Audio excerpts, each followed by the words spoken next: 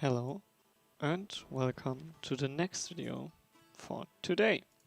Today we'll talk about the King of the Dead.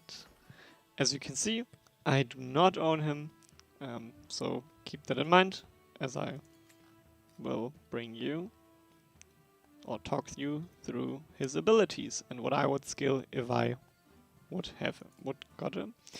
As you can see, he's a leader, which means you get 5 bonus command units. That's very nice, very powerful. Let's talk about his skills. What do you skill and why is he useful, or is he useful at all? First of all, he's a very strong commander. He's a counter unit. He counters almost every single commander, and you will see why as we talk about his skills.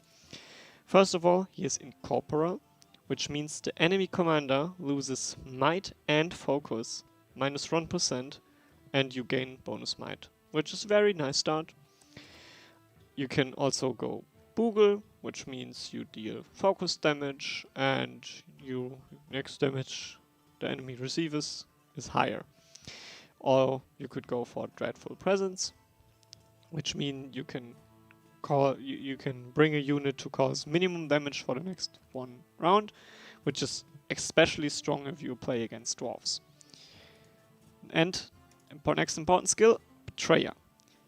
Betrayer is very important, and I would max it out, to be honest. First of all, your max level effect is your enemy and your units cannot be healed.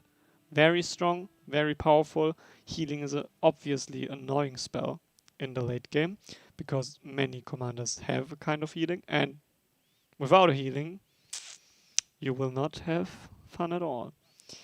So, also, your allied units do a lot more damage than they should do normally. Also, you could go for Confusion, which means your enemy commander gets -4 focus every round, and there's a 4.3% chance of being silenced. Being silenced means that the enemy cannot cast any spells. So the enemy commander cannot do spells or skills. Also, there's Intimidation. I would skill both. I would even max both because they are very powerful. The enemy commander loses might every round, and there's a 2.1% chance of being stunned. Commander being stunned means he does not attack at all. If he's silenced, he can attack, but he can't use skills. If he's stunned, he cannot attack and cannot use skills. I personally would max out Betrayer, and I would max out Confusion and Intimidation, I'm so sorry. Because if you go for this tree, he cannot heal himself.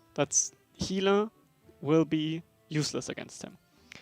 You can go for Confusion, so focus damage dealer will lose a lot of their focus through the fight, and you will do more damage on them. And there's Intimidation, which means the enemy commanders loses might, which means they loses damage, and there's a high chance that they get stunned. If you max them out both, an enemy will lose as much as possible. But let's talk about other skills. If you got him at respect level 3, which is highly uncommon at this point of the game, because, yeah, respect level 3 is hard to get on commanders, on T3 commanders.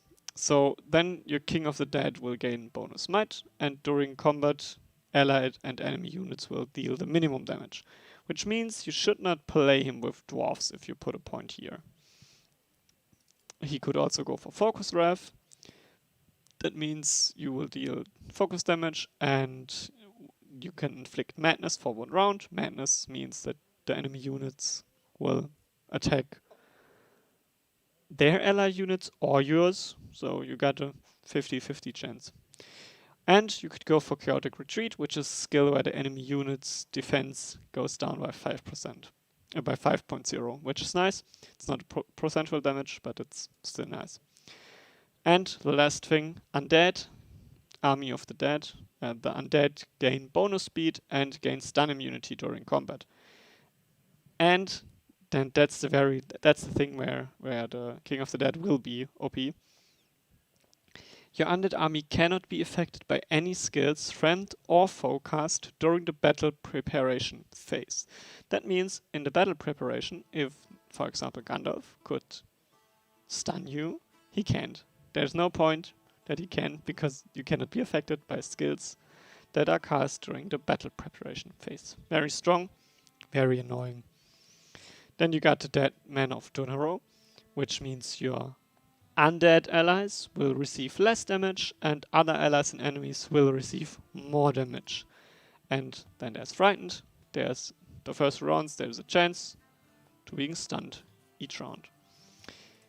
If you get him at respect level 5, which we talk about right now, I would skill as followed. I would go for Betrayer full points in Confusion, and full points in Intimidation. After that, I would go full points in Army of the Dead and full points in Dead Man of Dunharrow. And maybe then put some points in Corporatal, maybe in Men of the Mountains, and maybe in Frightened. Because we want to buff the undead as much as possible, and we would love to play undead with the King of the Dead. That's basically his whole theme. He would counter every other commander, even damage dealer commanders, because they lose might and they lose damage as much. It's too strong. He seems overpowered as well. But get him at respect level 5 is very hard, so I guess we won't see him that often. I just saw him twice, I guess, and somebody on my fellowship has him, but yeah. If you can avoid him, you should avoid fighting against him. Very strong. You could also play him, if you put a point here, you can also play him with men, I guess, but I wouldn't play him with dwarves, and I would not want to play dwarves against him, because dealing minimum damage is a very hard nerf for dwarves. I hope you are not as confused as I sometimes am if I read through the skills. I hope you did understand what I tried to tell you, and I hope you had a nice day and enjoyed the video. You can leave a like. As always, you can comment if you are in possession of the King of the Dead and know something better than I do, which is most likely a thing. And yeah, help other players. See you around. Let's hope you do not see King of the Dead in your enemy armies. Bye.